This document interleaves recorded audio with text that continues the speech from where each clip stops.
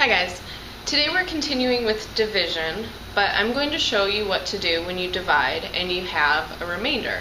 As a middle school student, we don't work with remainders anymore, we can turn them into decimals, and that's what you're going to learn how to do today.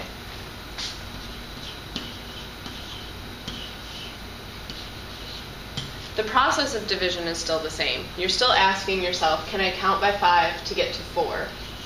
Can I count by 5 to get to 45? Nothing's changed so far. Can I count by 5 to get to 6?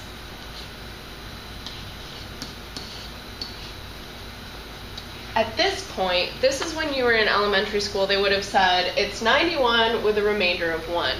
But what we can do in middle school is break this up into decimals.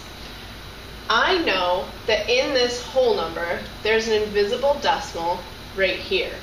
This is like having $456. Just by putting a decimal there, that doesn't change the amount, it doesn't change the value. This is just another way to represent it. I could write $456 like that, or I could write it with zeros behind it, which is what I'm going to do. I can add a decimal and a 0. But when I add my decimal, I need to bring it straight up into the division problem. Now, I can bring this 0 down and ask myself, how many times does 5 go into 10? 2. I no longer have a remainder, I have a decimal value. Let's look at another.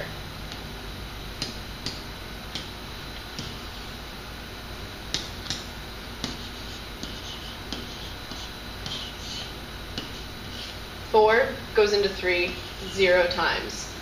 4 goes into 39 9 times, because 9 times 4 is 36.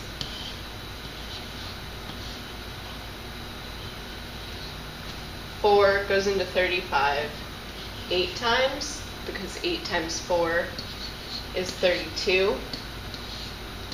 I'm left with a 3.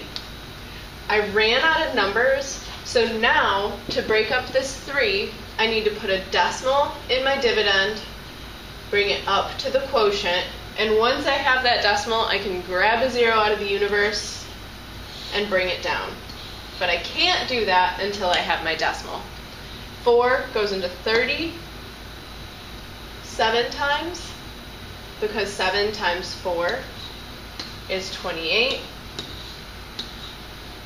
4 doesn't go into 2, but since I have my decimal, I can bring down another 0.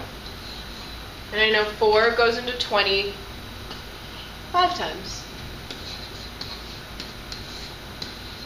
I'm left with 0. I'm left with zeros. I'm done.